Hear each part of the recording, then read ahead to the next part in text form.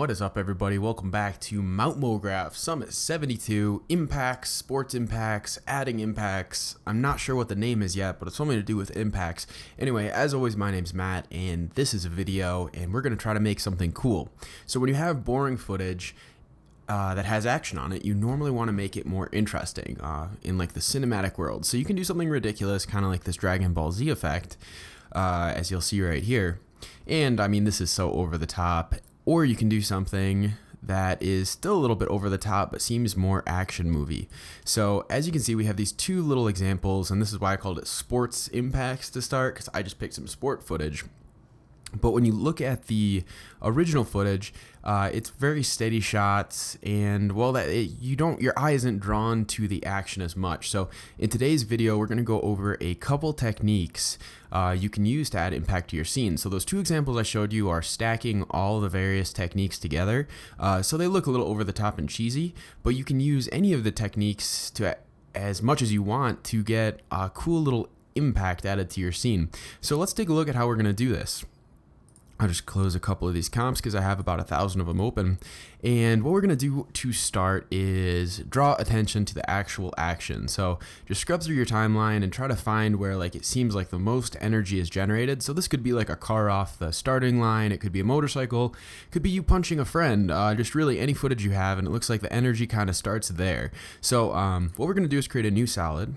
And this is the way I like to do it. There's a couple different ways or techniques you can use to get this, but I've always found it's easiest to do with a mask. So let's go ahead and on our solid, just draw a mask roughly around our dude. So kind of like he's in a little energy ball. I'll toggle down here and turn the opacity down so we can see what's happening.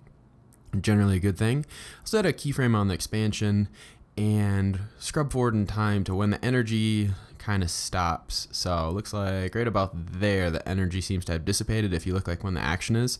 So what we're going to do is just scale up our mask expansion to take up the entire screen and go back to our first keyframe when that energy is starting. So it seems to be right there. This is actually a pretty funny piece of footage to be going back and forth through. So let's turn this down as negative as you need to go to make the circle disappear. So in our situation, looks like negative 334. When we play that, there's our sweet energy. So let's add a little easing because that's generally a good thing too. And there is our initial energy burst. So what we're going to do is turn our opacity up to 100 and grab our mask and just press Command D on your keyboard to duplicate it and set this one to subtract. And we're just going to use this as a quick way to kind of mask our mask. So this is what I was saying. There's other techniques to do. You could just like scale up a circle stroke and scale it up as you go. But I think the mask works the best for right here. So as you can see, we have this nice burst of energy, and obviously it doesn't look too energy-ish yet. But what we're going to do now is add a couple effects to it to really kind of get that cool distortion. So let's start by adding our wonderful turbulent display switch. I seem to use on every project I ever make, so it's a go-to. It always makes things a little bit more interesting. We'll set an expression on our evolution holding Option and just do time. So that's the time of the project, and just times it by honestly whatever you want. I'm going to go with 160, but the numbers really doesn't matter, just so there's some kind of movement as this scales up. Makes it a little bit more organic, which is good. And that's pretty sweet. So let's go ahead and drop something else on here. And this one is actually called fractal noise. So we'll go ahead, type fractal noise into our effects and presets, drop this onto our layer, and now we have a nice cloud burst. So this guy is now like a Greek god in the clouds, but change your fractal type to anything you like. Pretty much whatever looks good to you. And I kind of like the swirly one, so that's nice. And what we're going to do with the contrast is play around with it until we have a really good difference of like black to white, like as much contrast as you can get between it without being like all gray. So you want a good variation. And I'll turn the complexity up, and once again we'll hit up our wonderful little expression on evolution, and we're just going to say time times whatever the heck we want. In this case I'll do 150 because we just used 160, so it just moves a little bit. It doesn't have to be a lot, just add some interest to this. So as we can see, we have this, it's really like tiny. There's not really big differences, and you know, for what we're going to do, we want bigger differences. So what we can do is toggle down into our transform and just turn our scale up so it's actually like a bigger sized effect. and that looks better. So I'm going to play around with my contrast again, maybe actually turn it down. So that's fine. This is actually really not that important of a step, but the general concept should be good. So now that we have our black solid, I'm going to actually call this impact matte 1. And what we're going to do is do Shift Command C to pre-compose it and move all attributes into a new composition.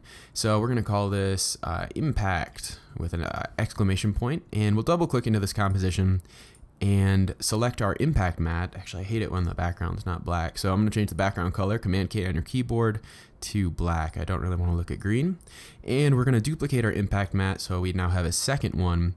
And we're going to press U on the keyboard to see our keyframes, select our keyframes, hold Option and click the farthest one to the right and just drag out so it's a little bit longer or slower. And maybe change your easing a little bit so it's a little different. And that looks nice. So with your layer 1 selector, impact matte 2, hold Shift and you can actually do plus or minus on your keyboard to toggle through your modes and see what looks good. So I think I'm going to go with, let's see here. I just want to add like a little bit of a difference between the two. So maybe we'll go with I'm going real fast through this and we'll see what looks good. There's no right way, anything looks cool. So I guess I'll go with add and see how that's looking. Okay, so there's a little difference. It's really just wherever there's an overlap, there's a slight, something a little bit more interesting happening. So that's cool. And I'll turn the opacity down just a touch so it's not as strong of an effect. And that's kind of going to be our aftershock, what we're going to do with this. So that looks nice. Nice being, well, I guess... Yeah, I don't know why I said nice. It doesn't really look that nice. So let's click back into the lift. And as you can see now, it looks like he's in a cloud of very cheesy smoke.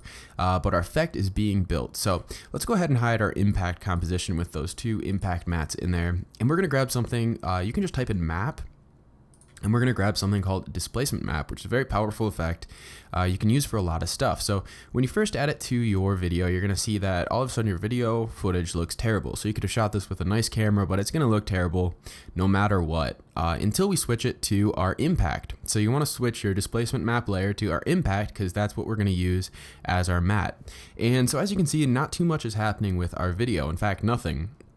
So when we go back and we wanted to add contrast to our impact, so that was the black and white, and what that is your luminance value. So as it would happen when you click into your displacement map, you're going to see horizontal displacement. You can actually change to luminance. So since our matte is black and white, we're going to change both of those to luminance here and go ahead and hide our matte. And now you can kind of start to see some ripples. So as you turn up this max horizontal displacement, maybe to like 15, just so we can see the difference, you're going to see that now we have a displacement map based on our impact that we've created. So the variations and swirls. And so as it moves, you're going to start to see that like energy ripple. So this effect is obviously you can make it cheesy and it all depends on like what settings you want to switch. So, you know, we really had some pretty intense swirls here, but like the bigger it is, the more subtle the effect is, like the bigger the contrast is. And also it's a lot of fun to go in and play with these numbers. So if you want something more subtle, you know, set it down to 5 and then the effect is going to be a little bit less. So that's like something you can use for maybe a bullet being shot out of a gun. And so that is like our first little technique for adding impact to a scene, just like this little shockwave.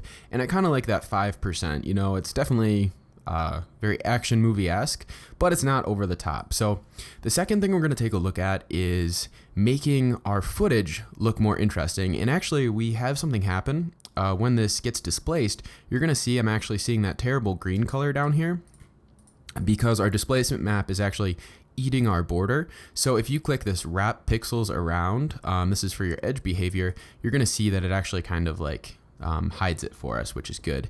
And our next, well, it doesn't look phenomenal now, but it's a decent quick fix that's pretty subtle. But the next step is actually going to hide it. So this is technique 1, displacement map. And if we want to really kick it up a notch, it's always good to make the camera seem more exciting. So the camera plays a very subtle role in what your content is on the screen. So in order to make this more interesting, a lot of people will add wiggles, but there's actually a really cool technique you can do by mapping sound. So I've already imported just this like little explosion file. Essentially, it's a waveform. I'll drop it onto the timeline and double tap L to see the waveform. It's just a waveform. There's a little bit of buildup, and we're actually not even going to listen to it. We don't even need to. But there's a buildup, there's a loud sound, and then there's a fade out. So let's go ahead and just find out where our big action part is. So right there is going to be like the big explosion push, right about there. So I'm just going to, actually I guess to see the waveform, you got to have it on, which is kind of silly. But I'm going to just move this time over to that section of the video. And so now, if we really wanted to, this is basically like timing up a sound effect. So I have this big boom, if we're listening to it, and there we go. So what are we going to do with this? Well, another cool technique is if you right-click your explosion or your audio file, whatever it may be, go to Keyframe Assistant, convert audio to keyframes.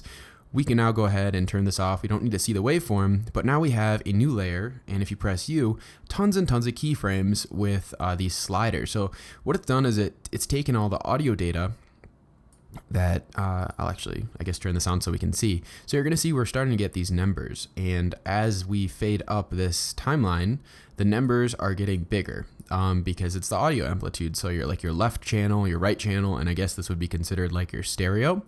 So a really cool thing you can do is if we're going to go ahead and grab like our impact and our lift, I'm actually going to parent these to a null. So I'm going to use the null tool for motion, or you can just go ahead, create a null and parent it like that. So I'm going to press P, and now my two layers are attached to this null.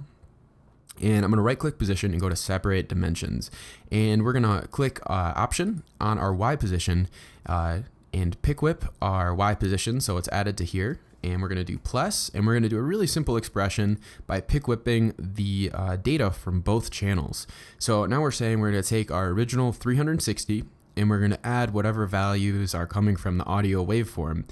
And this is on our position. So now when I play it, you're going to see that it starts shaking, and it's almost like it's building up. That sound just came through my speakers.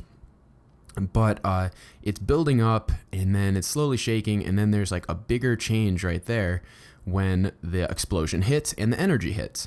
So that's a kind of cool effect to kind of add tension to a screen. And like, let's say you actually want a bigger change, you can just add a little bit to this expression, just do a little parentheses action around this, and we can just say like times maybe 3 if we want something crazy, or our audio form. So now it's just gonna be nuts, but you know, that's essentially what's happening. So it just makes it like the action on the screen match up a little bit better, but I'm just going to keep it to the default numbers. You can also like divide by 2 if it's too much.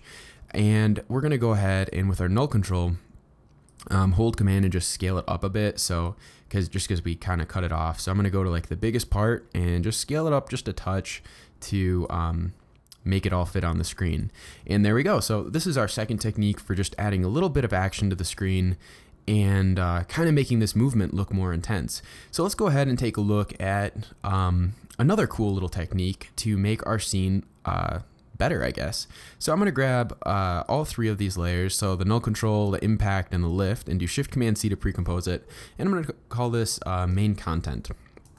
So what we're going to do is duplicate our main content and scrub forward to right when there's a good amount of action. So looks like right there. So there's like a lot of energy being generated, and I'm going to right click my content layer, the duplicated one, go to time and go to freeze frame, and then I'm going to do alt back bracket to trim the layer to that area. And then I'll do duplicate the main content one we haven't frozen, drag it above, and do alt forward bracket or back bracket as well.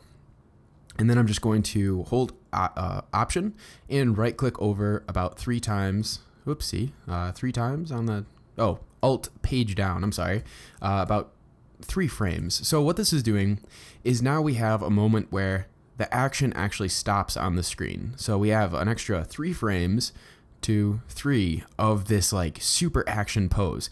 So what this does is it builds anticipation for the rest of the movement, and then when it happens, it seems even more explosive. So let's go ahead and play it and see what happens. So there's almost a freeze. Well, there is a freeze actually, but I think it's too long. So I'm going to hold option and do page up to move that layer back 1 frame. So it's just a 2 frame little pause in our scene. And when we play it, we still have all that shaking, and as subtle as that is, that adds a lot of impact to the action. So that's going to be our third technique for adding impact to a scene. Just a quick little freeze frame and adding an extra frame of whatever video content is happening to build up anticipation. So let's go ahead and look at one more cool technique to kind of amp up this scene. You know, this guy's doing some sweet lift. It looks like he's lifting some weight. So we want to make this as intense as possible. So our other technique is to hold or create a new adjustment layer, and we'll just drag this up to the top, and I'm going to call this super move. That doesn't make sense, but I couldn't think of anything else on the spot. And we're going to grab one more effect, and this is called optic compensation. So we're going to drop this right onto our super move layer. And what optics compensation does is it kind of distorts your video. Like, you know, you can make it look more bendy and stuff. And the cool thing is, if you reverse the lens distortion, it's going to bend your video almost towards the viewer. So you can do something like this, you know, like the whole Star Wars effect or something. Wow, that guy looked ridiculous right there. Needs to work on legs, I guess. But all right, so we're going to turn this to 20%, and it's pretty subtle, you know, it's not going too much, but you really notice it on the outside field of view. So what we want to do is combine this with when we freeze our frame. So I'll press a little keyframe on our field of view and press U to see it. And so obviously it's already lined up with our hold keyframe there. And I'm going to go back in time just a touch and turn this down to 0. So I'll set another keyframe, press K to go forward in time to our next keyframe, and we're going to take a look at what's happening.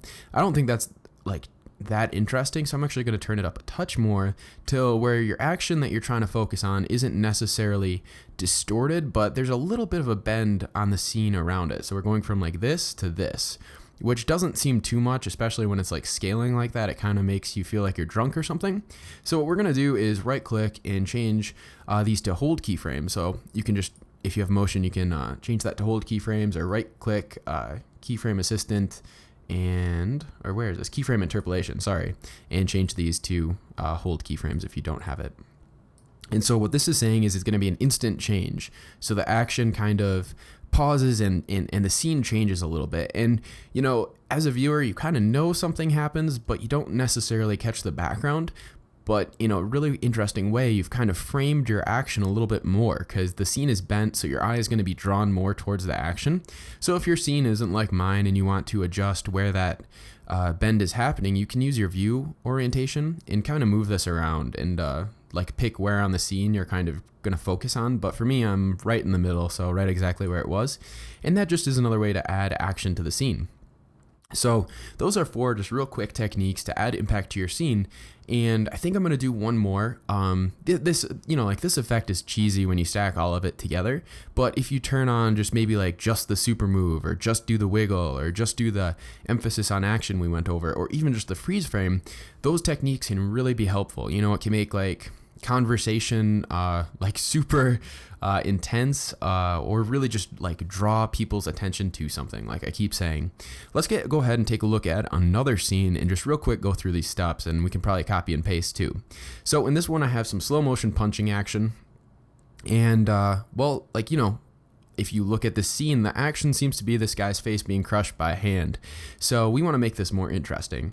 So the technique we went over the first time is using just a mask in a circle and emphasizing just one part of the action. Well, this effect is really, really flexible and so much fun to play with if you were to maybe like grab a pen tool, and what we're going to do is almost draw like a secondary action. So try to make, you know, just something ridiculous, almost like a laser's coming out of the guy's hand. I'll hold command and set a keyframe on the path, and we're just going to do some basic keyframes. So scrub forward in time, and, you know, like the action has happened, punch, and maybe the energy's dissipated. So what I'll do is just make this a little bit different, make it thinner, like the energy's kind of gone away, and yeah, that's cool. Then I'll go forward a little bit more and just move this off the screen. This can be so dirty and messy, and it really doesn't matter. So I promise this is not going to be like what we're going to see. We're going to use the displacement map trick again. So we have this like laser happen, and we need the energy to build up out of the fist. So right about there, we're just going to grab those vertices, move them back over here. I'll move this way back. And this effect is like, we're not seeing this, so you can do whatever shapes you want, and it's still going to look pretty cool. So I like that. Press T to set a keyframe on opacity, go back in time, and set that to a 0. So it's going to fade in, and go forward in time, and just move this opacity over. So we have, whoa, this guy's getting flame punched. At least I guess because it's yellow. So let's go ahead and just copy some effects over here. I'm going to go back to the lift, and if we click into our main content, onto our impact, there we go. I had to find it. We're just going to copy all these effects. So I'll just do Command A, Command C to copy, go back to a punch, grab our shape layer, which I'm going to call Fire Punch, or Falcon Punch for anyone who plays Super Smash, and there we go. Our effect has been duplicated, and well, that's kind of sweet. So let's go ahead and just duplicate this effect, and we're going to press U to see our keyframes. I guess I'll grab all of them, add some quick easing just to make the action a little bit smoother and more interesting. Boom, sweet. So we're going to grab this, just hold Option, drag over a touch. Go back in time so we can see both those layers, hold Shift, and we're going to toggle through our modes till we find something interesting. So I kind of like how this one makes it more dark, so I did a color burn, and those blacks are more significant, so we'll see a bit more change in the action. I'll grab both those Fire Punch layers, do Shift Command C to pre-compose, and we're going to call this Impact Punch. So that's pretty quick. Let's go back to our main content, and grab our lift layer, copy the displacement map, go back to our punch, and copy this onto our punch. And there we go, we have our stupid little thing happen. I'll switch this to our impact punch layer, and then turn off our impact punch. And now we're gonna have a little ripple of that action. So it's very subtle at the moment, you can kind of see it down here, so I'm gonna crank it up just to show what's happening. So there we go, we now have this punch to emphasize the action. So, you can take this you can really make it over the top like this, but if we turn it down just a subtle amount, maybe to like 6 and 6, you're gonna see that almost your eye doesn't catch it, but there's definitely a little something extra happening to that. The punch seems like it's landing harder, and well, I think it looks pretty sweet. So let's go ahead and actually do one more thing. I'm gonna go back to our lift here, and I'm just going to copy our impact mat. So I'll copy this, go to the punch layer, and do Command V to just paste it here. And I'm going to take a look at where this thing is. So this is unfortunately not the right size for the composition. Let's see where this action's happening. I might have to scrub over till we see it. These two video pieces are different lengths. So let's see. There's our little mat. So I'm going to do, if you hold Shift, Option, Command G, it's going to fit the whatever thing you're on to the width and height of the composition. So I just did that trick, and as you can see, we have this sweet little punch happening, really exciting. And well, you know what? I guess we need to duplicate our displacement map on this layer. Just duplicate it and switch it to our first impact mat. So now we have two different kinds of impact happening on our scene. We kind of have that shock ripple, which I'll just line up. So it happens kind of late. So I'll just move this over. And there we go. So just like that, we have now added some emphasis to this action. I still need to line that up better. Let's see here. So right there, move this back in time, and there's that effect. So as you can see, when you scrub through this, that it just makes the content on the screen look a little bit more interesting. So we now have that super punch. And you can make this more cheesy or less cheesy just by turning up your displacement levels for horizontal and vertical. So I have 6 and 6, but you can crank this up to 77 and 6, and you can get some craziness that looks terrible if that's what you're going for. So there we go. So let's go ahead and just do a couple quick things. We'll do Shift Command C to pre-compose all this. I'm going to call this punch. I will go ahead. Well, why did it do that? Shift Command C. I don't know why it does that. That's a very weird thing. I don't know. Did you guys see what just happened there? I'm not sure what that was all about. So I'm going to trim this to the composition length and do Shift Command C, and there we go. I guess that works now. I don't know what's going on there. Weird. But there we go. So we have our punch. I'll duplicate the layer, go to right click, and we're going to go freeze frame. I'll duplicate the bottom layer, move it up, grab both of those, Option forward bracket, and then I'll just toggle this over. So page down. We'll do that 2 frames. And now when I play this, we're going to have our nice little action freeze that you almost don't notice. Maybe for this one, because it's in slow motion, I can make it longer. But just add some impact to the scene.